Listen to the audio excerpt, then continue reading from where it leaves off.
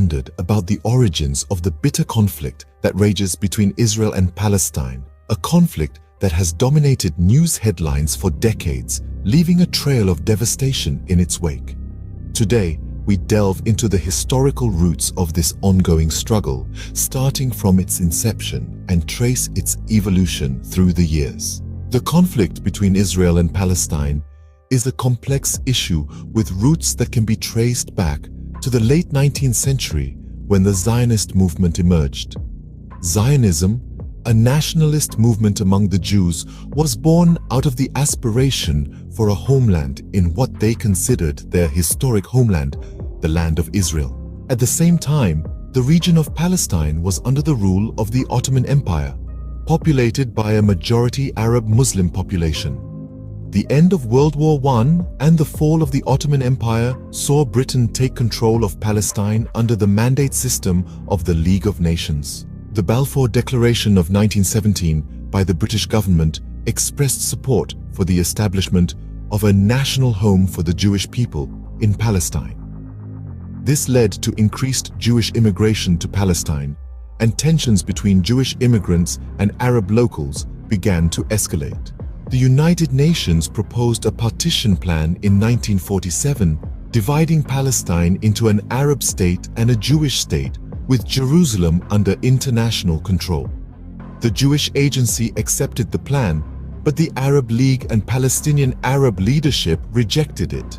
On May 14, 1948, the State of Israel was declared, marking the beginning of the Arab-Israeli War. The war ended in 1949 with Israel's victory and an armistice agreement, but it also marked the start of a protracted conflict that has continued to this day. Fast forward to today, the conflict has evolved into a tangle of political, religious, and cultural issues, with no clear resolution in sight. The question of borders, the status of Jerusalem, the right of return for Palestinian refugees, and the establishment of a Palestinian state remain central points of contention. In recent years, the humanitarian crisis in the region has worsened. Thousands of lives have been lost and countless more have been displaced. Health facilities struggle to cope with the enormous number of casualties, and the risk of disease outbreaks looms large. Yet, amidst the chaos and despair, there is a glimmer of hope. Aid organizations, both local and international, tirelessly work to provide relief to those affected by the conflict. They deliver food, medical supplies, and other essentials, often risking their lives in the process. It is here that each one of us can make a difference. By supporting these organizations, we can contribute to these relief efforts. Every dollar donated, every message of support shared, helps in providing much-needed assistance to those caught in this devastating conflict. So, as we end this exploration of the Israel-Palestine conflict, we urge you to take action. Support the aid organizations working in the region, spread awareness about the crisis. Remember, every little bit helps. Together, we can bring about change and contribute to the path. What is the most potent weapon in the face of a health and humanitarian crisis? The question might seem simple, but the answer is often complex and multifaceted. Today, we'll traverse the globe from the confines of Gaza to the heartlands of Sudan, unraveling a tapestry of resilience, courage, and humanity amidst crises. Imagine being in Gaza. The World Health Organization is tirelessly working to ensure that every individual has access to life-saving health and humanitarian services. However, the current turmoil makes this task almost Herculean. What is needed urgently is a pause in the conflict, a moment of respite, and ideally, a resolution to the strife. Unfettered access and safe passage agreed by all parties are critical to secure the routes of aid. Now, consider the tension. The grief, anger, and fear experienced by both the Israeli and Palestinian people are palpable. The World Health Organization continues to appeal for the release of hostages, many of whom require urgent medical attention. The plea extends to restoring supplies of electricity, water, and fuel.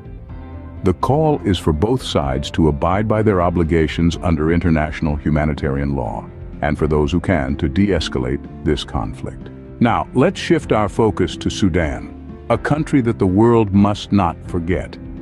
Since conflict erupted in April, a staggering 6 million people have been displaced, including 4.6 million within Sudan itself. With an existing 3 million already displaced prior to the war, Sudan now hosts one of the largest numbers of internally displaced persons globally. The health system, already fragile, is buckling under the weight of injuries, outbreaks, malnutrition, and untreated cases of diseases ranging from diabetes to cancer.